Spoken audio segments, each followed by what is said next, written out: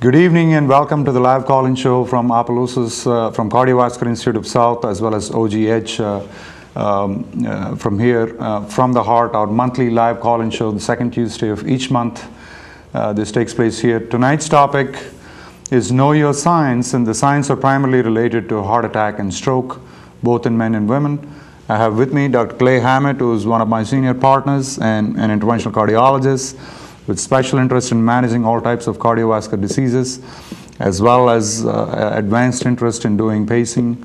And Clay, I just want you to say a couple of lines before I'll talk about a few statistics, and then we can continue the discussion. Before you give us those staggering numbers again, it's great to be here. I think this is the first show I've done this year after the new year, so it's good to be back. We've got a great topic tonight. I saw the way it was actually worded. It was the know the signs in men and women, and I think that's quite appropriate, being that as time goes on, we're realizing that there are certain differences, certain subtle differences between the signs of cardiovascular disease in men and women. I think we're going to touch a little bit on that tonight too. Definitely, and I think before we go on, as many times as we keep on talking about the incidence and the statistics of heart disease and stroke, still the numbers still seem somewhat staggering to me. You know, I was reading through some of the latest statistics here, and it says the number of patients having heart disease in non-institutionalized adults are somewhere about 26.8 million. And the same type of patients, non-institutionalized adults having strokes, are somewhere about 6 million people, big numbers. And the number of visits of adults or any other patients, both to physician's office, hospitals, whether they're inpatient or outpatient, as well as emergency room visits, all include, for heart disease patients, they're somewhere about 16 million, and for stroke patients, they're about 4 million people. These statistics are somewhere annual here. And the number of discharges with primary diagnosis as heart disease is rated somewhere about 4 million people, and stroke comes somewhere further down at 829 million people. The average length of stay here is slightly reverse. For stroke it is 5.3 days, and for heart attack it is 4.4 days. And coming to number of deaths related to heart disease, they are somewhere about 616,000, and for number of deaths related to stroke are 135 to 140,000 people. And the good news, if there is any positive side to this deal, is that somewhere between 1997 and 2007, the death rates related to both heart disease and stroke have come down significantly. The heart disease rates have come down by 27.8%, and the stroke rate has come down by 44.8%. But however, the total cost of managing these diseases has gone up steeply, and nothing is ever complete in this day and age without talking about the staggering cost, especially in light of the much heated healthcare debate, healthcare reform going on. Just in 2007, the treatment of heart disease and stroke, including the time lost and the work hours lost, is $286 billion. That's with a B. And this is projected to increase by 2030 to $545 billion. That's a big, big number. So with that introduction, we'll be touching base on these statistics during the course of this discussion. But I just want to start off this discussion just reminding our audience that this is a staggering numbers. And heart disease kills in all westernized nations. It is the #1 killer, and stroke is the #3 killer, with cancer being in the middle. But however, managing stroke patients is probably right up there in terms, because once patients get disabled with stroke, the treatment and the productivity lost and the total cost to the society alone is just staggering. So both of us are very personally involved in this whole business. So I just want you to, with all these numbers in sight, so how do we go about, we see these patients every day, people with heart failure, people with heart attacks, and how do we go about approaching this problem? Where did we start in this business, and where are we now? Oh, well, that's we have an hour, so that's those numbers are really staggering. I was sitting there trying to do some math in my head while you were talking about that, and just wondering, well, I wish they could break it down state to state, because we do know that in our area, in Acadiana, we have a little bit higher than average rate of cardiovascular disease, including peripheral arterial disease, along with stroke and heart disease. And so with that said, we stay quite busy. Dr. Verena and I have a great deal of work to do. And how did we get here? Well, it's interesting. You said from 97 to 2007, the death rate changed, but in 2007, how much money was spent? Everything is at a cost. And then what projected in 2030, just a little less than 20 years from now, it's supposed to double to $500 billion. And the first thing I thought of, is that inflation, or is that because they're really expecting in the next 20 years the baby boomers are going to hit the geriatric stage, and there's going to be that many more cardiovascular patients. And that's really what I think what our aim is to let these people know now what's going to be in store in the next 10 or 15 years, and what to do to be preventative in some form, and what to know to get treated early.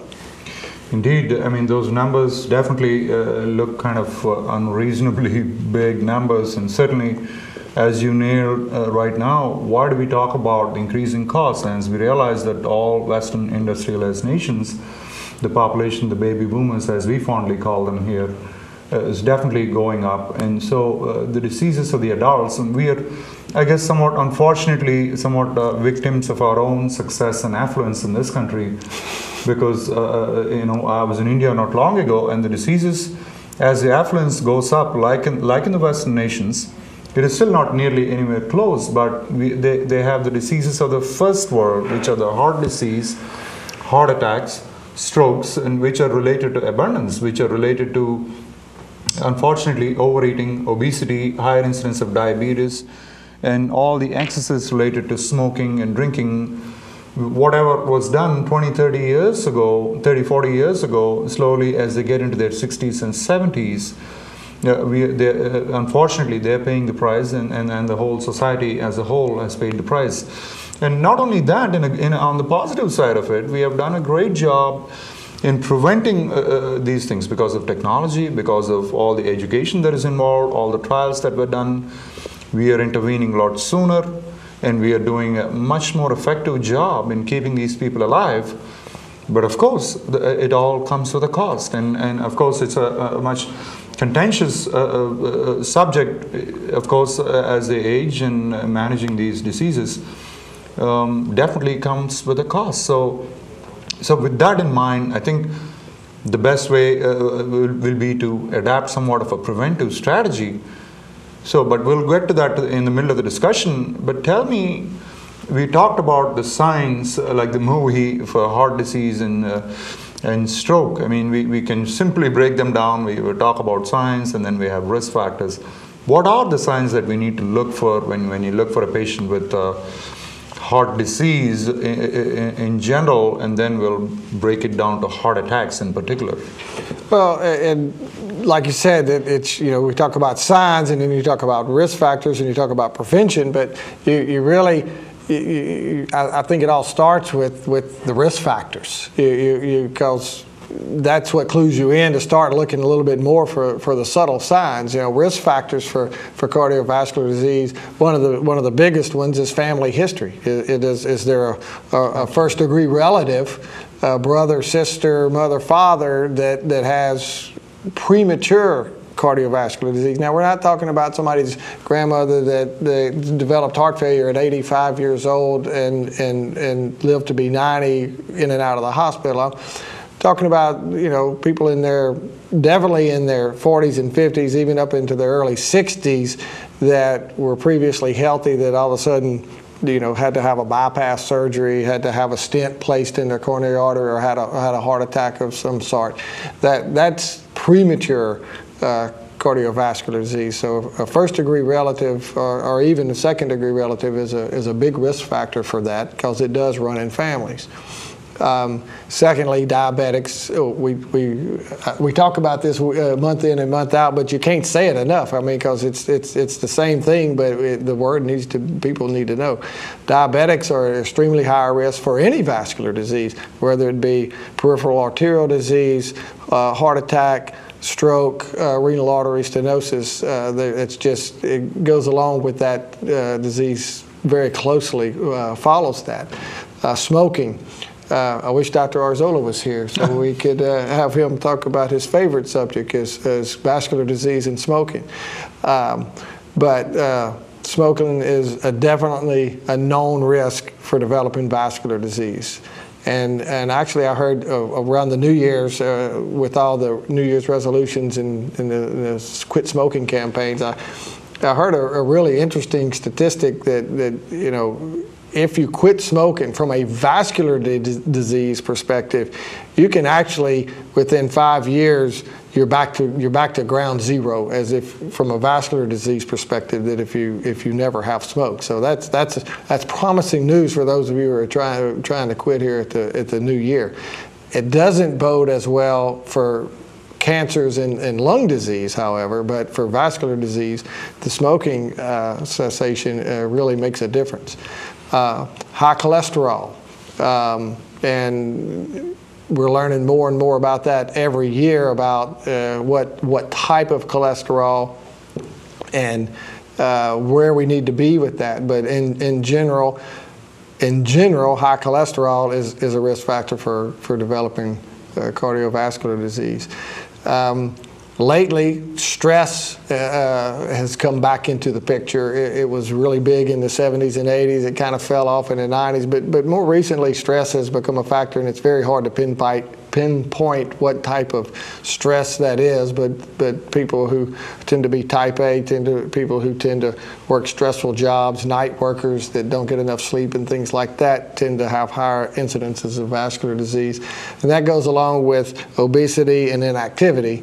Are also big risk factors, and I may have left a few out. I mean, it goes on and on. As you said, these things we can go on, and we can see Dr. Oz coming in day in and day out and talking about each risk factor and basically shredding it apart into pieces about how to, to think about it. Obesity has increased within this country from somewhere about 4%. Obesity is somewhere in excess of 30% more than the estimated body weight. In the past 30 years, it raised from 4 to 20%. And at any given time, again, I'm kind of reverting to statistics because these numbers are easy to kind of grasp. And if 8% of the people have clearly established diabetes, and somewhere close to 40% of the people have the so-called pre-diabetes. So we talked about the risk factors being obesity, diabetes, and smoking.